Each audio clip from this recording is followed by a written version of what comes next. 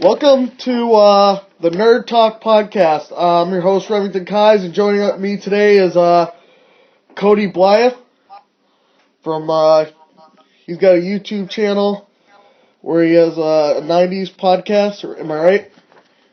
That, and I also work on Power Ranger stuff. Cool.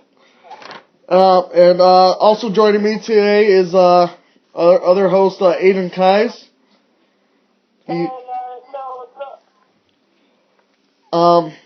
We have three interesting topics today, and we'll start off with our first one, which is the passing of Leonard Nimoy.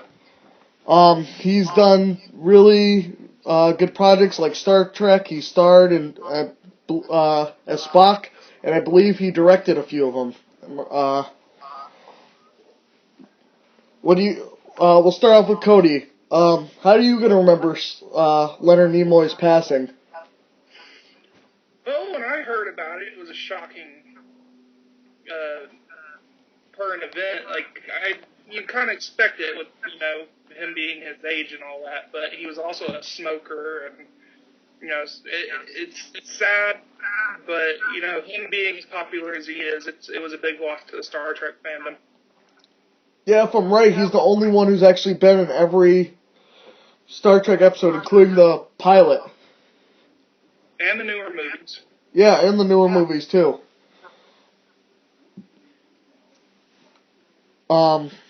He also won an Emmy for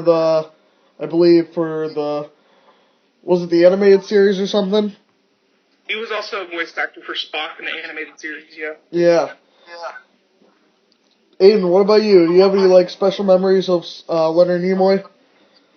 Well, I guess we all know that we all like him because he is the guy from Spock. He's the guy who plays Spock and stuff back then. That's the guy that can do that weird theater thing. So, that's all I have to say. And he'll always be in my heart, and, Yeah, we'll definitely remember Spock, Leonard Nimoy as he played him, and he was a pretty good director too. He directed some of the best Star Trek movies. He was also frequent in The Simpsons. Yeah, he did a lot of cameos, like in the monorail episode. Any final thoughts on him? No. I guess we just should all remember him for who he was. Cool. The next topic is the Power Rangers fan film. Have both of you seen it? I watched it, yes. well, I haven't seen it, but I've heard good and kind of bad reviews on it. Jason David Frank said that he wanted it more PG-13, that he was approached to be in it, and he did not said no because of it being too dark. I know you, Cody, you have problems with Jason David Frank, right? There's a few things I don't like about the guy. I've had personal experiences as well as friends of mine who have had personal experiences with him. He was very opinionated about the recent situation with Ricardo Medina. It just seems like he has a lot of, negative opinions towards something and seems to think only about his career and what's good for, Saban. Yeah, he lied because from what I heard from Mr. Weenie Productions is that he wasn't asked to be in there, and even the director said that he wasn't even asked to be in the movie, so I don't even know why he even came out and said that he was asked, Right. Well, his true colors show at some points, but, as far as the fan film goes, I encourage anybody who's a fan of the show to do their own version and actually become, very talented at what they can do as far as filming goes. But the question is, did Power Rangers need to really go as far as it did with this fan film? I didn't enjoy the fan film very much, and I didn't even know there was Rocky in there, To me, it didn't feel like Power Rangers. It felt like some action film that like a generic action film, you know? It felt like they were trying to take the Dark Knight-esque type thing and kind of mix it with some kind of Transformers and elements of what we're used to today. It was different, and the one thing I didn't like about it is that they really hit home with a lot of things, especially the funeral scene for the Yellow Ranger. Yeah. It was really tasteless. I didn't like that they killed off every Ranger, basically. Rocky was a rogue, Ranger. He was picking a different side to, he was questioning his past as a Ranger, and it was really different. I didn't like the drugs and sex and all that stuff that was used in it. Yeah, I feel like it wasn't necessary. It just seemed like it was, when people ask fans, or when people say they want a darker version of something, you can make things dark and not go that far. I mean, look at the Dark Knight trilogy. Yeah. There's no lick of drugs or sex or at least not really deep into the sex type thing. But it's just one of those things that needs to remain a childhood memory, or it needs to remain kid friendly. Yeah. I just didn't like it. It just didn't feel like Power Rangers to me. It didn't have enough Power Ranger-esque scenes. It felt like it was almost a military type thing. Yeah, and I didn't find out till after the movie, talking to other people about it, that the main character there was Rocky. It just didn't seem like one of his character traits in the show. Yeah. Right. So yeah, I did like it. Did you like it, overall? Who, me? Yes. Yeah. I can't say I liked it or disliked it.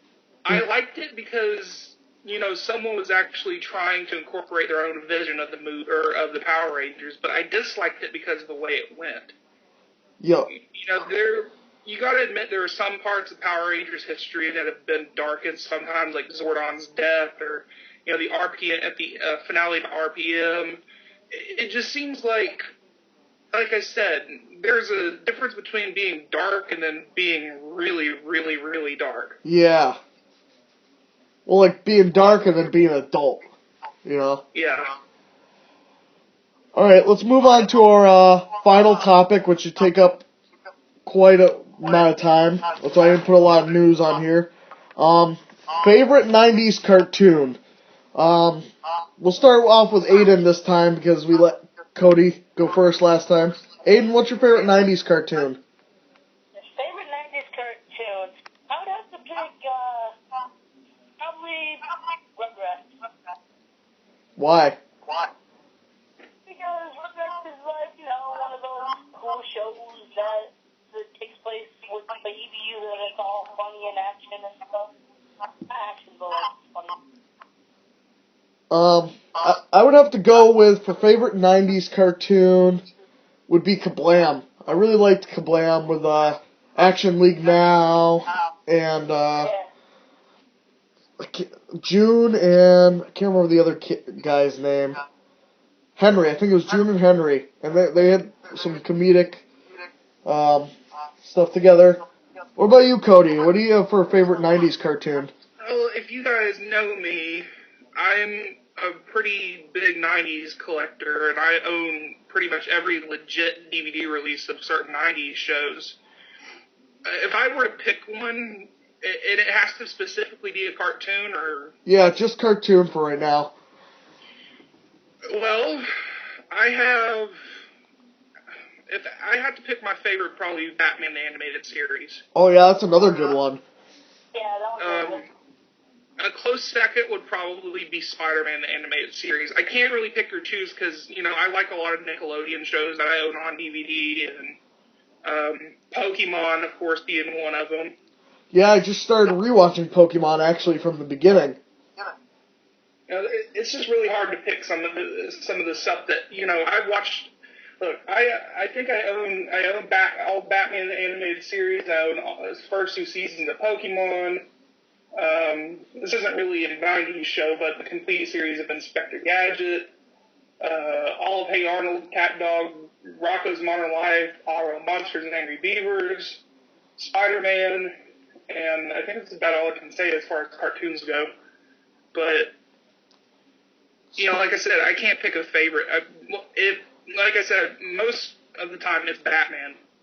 Yeah, Batman was a really cool one. It was like one of those TV series that were able to put so many arcs into it from the comics and stay so true to the comic book.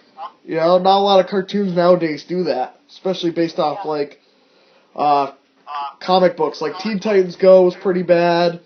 Avengers Assemble, Ultimate Spider-Man, Hulk and the Agents of Smash. I mean, just to name a few.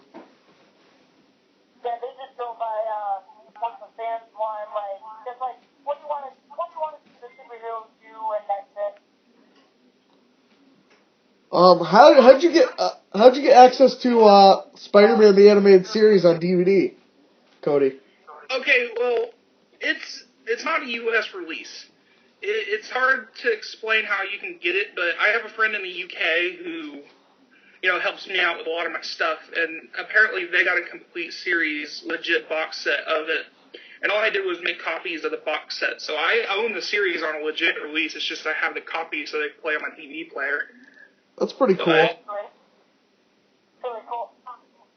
Yeah, Disney owns the right to Spider-Man right now, the television rights. So they should, if they were smart, release it on DVD because so many fans want to see it on DVD.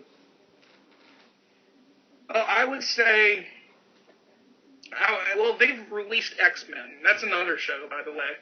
They've released all 5 volumes, I think they did, in 5 volumes for X-Men. Spider-Man has had releases here in the States, and I believe they've only went by, like, villain story arcs. Like, they'd have Spider-Man versus the Green Goblin or Spider-Man versus Doc Ock. Yeah, I remember those as a kid. And I believe versus Daredevil as well. But, they're, like, 10 episodes total out of, like, 40. Yeah, they should release, like, a whole series box set, because if I'm not mistaken, it's one of the most asked for TV show that hasn't been released as a full box set. I would love to see an American release of it, but I do own it, so it would seem pointless. But I would like to have, like I said, I'd like to see other people enjoy it other than myself. Because if you go look for that box set now, it can go for like $80 to $90. Yeah, exactly, because it's so, wanted. But, I can't, like I said, picking and choosing my favorite 90s TV shows, like picking my favorite food, like, it's hard to choose. What about worst? Let's go for worst 90s television show. Worst? Yeah. I'm going to get criticized for this one. I know it. And, I love Nickelodeon shows, don't get me wrong. I wasn't a fan of the Wild Thornberrys. Oh, come on. That was one of my favorite shows. I was really, really, really disturbed by it, actually. I think that's when I was growing out of, there was a phase in my life when I actually did try to grow up and leave my childhood behind because I was getting into high school.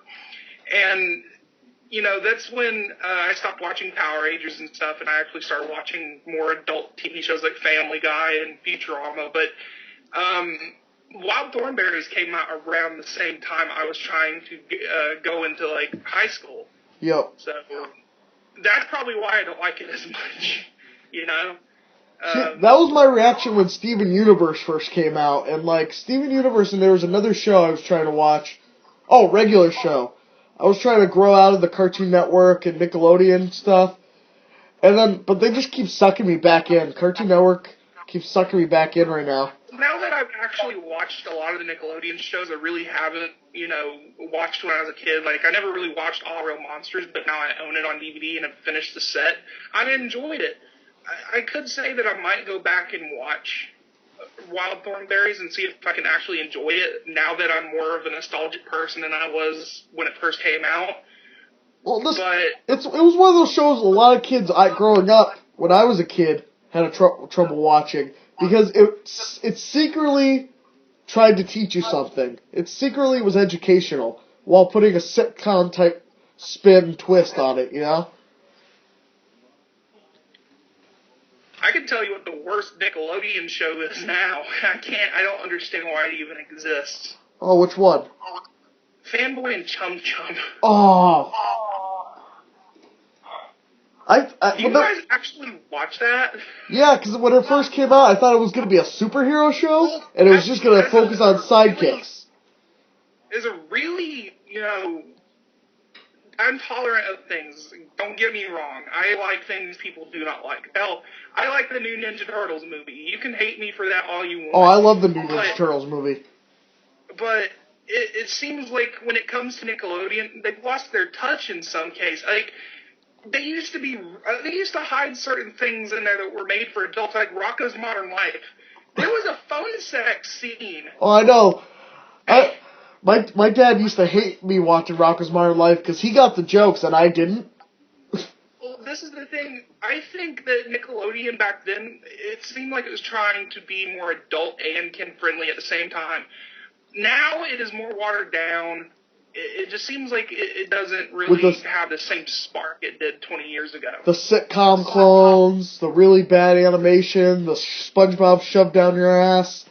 Well, SpongeBob's kind of one of those things that's still being shoved down your throat, but still, after 2 movies and almost 16, 17 seasons, you kind of should expect it.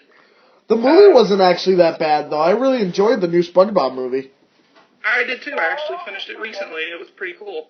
It actually has a really good rating on Rotten Tomatoes, and I hate having to read reviews about certain things, but they tolerated that movie. I was like, okay, it was pretty good. And like I said, it's like...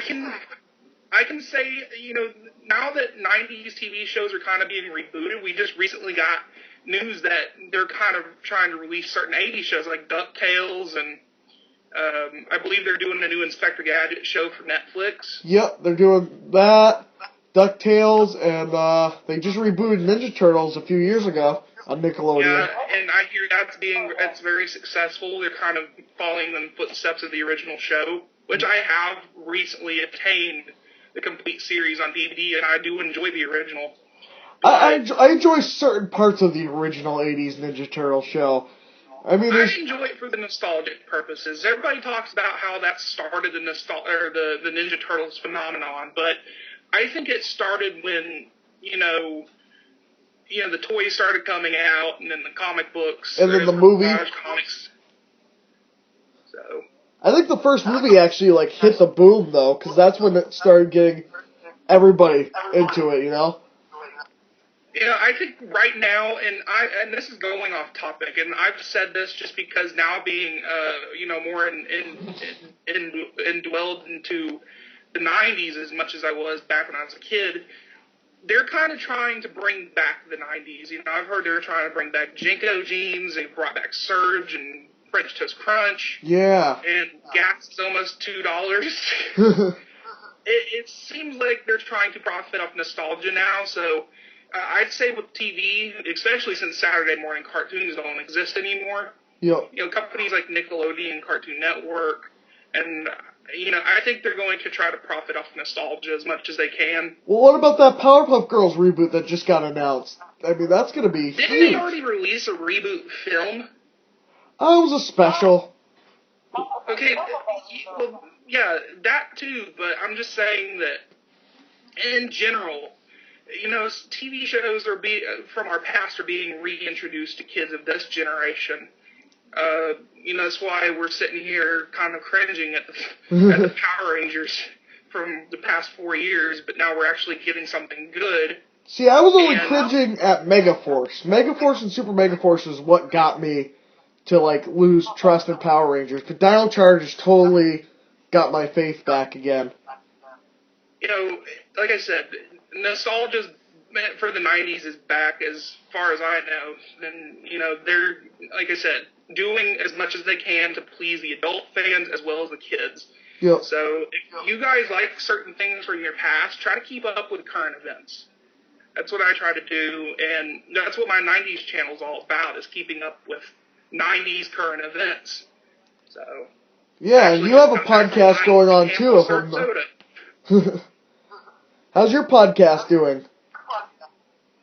my 90s podcast, it's really not a podcast as much as it's just me talking to the camera and then me reviewing things from my childhood. So, Yeah. it's almost at 200 subscribers. I have someone that enjoys the channel. Actually, so much so, he's sending me about $200 worth of Nintendo 64 games for free. Oh, that's pretty cool. So. All right, let's get back on topic here. Aiden, what's your least favorite 90s cartoon? Least favorite 90s cartoon? I think I would have to see the Playboy cartoon. Fanboy Chum Chum's not 90s, Aiden. The Playboy. What? Playboy. Oh, Beyblade. Yeah. Cody, you remember the original Beyblade cartoon? I don't think that was from the 90s. Well, early 2000s. I remember my little cousin at the time, who used to have everything from that show. He had all the Beyblades, and I think he had the battle. He had the stadium or whatever. But I didn't watch the show, and I tried to keep up with my cousin, who was sitting there talking about which different Beyblades or what. It seemed like they're trying to, like, when Pokemon came out, it was cards. When Yu-Gi-Oh came out, it was cards. Now it's, tops and, balls that turn into dragons. Yep. So I'm talking about Bakugan, by the way. Yeah. But, back when we were kids, the anime style was always based off cards, and I guess Digimon wouldn't count because it was about computers. But, I guess now, what kind of anime do they have now? They got Space Dandy, which is pretty good. They rebooted Full Metal Alchemist to do sort of like a Dragon Ball Z Kai type thing. You said Bleach? Yeah, the last season. Yeah, there's the last season of Bleaches now. There's not a lot for kids. It's more Adult Swim. I am honestly trying to figure out what other 90s cartoons there are, because I can't pick a really bad one. There were quite a few bad ones, like that Disney one that was about a cat who's a police, and they tried to make a bunch of crossovers. Are you talking about Bonkers? Yes.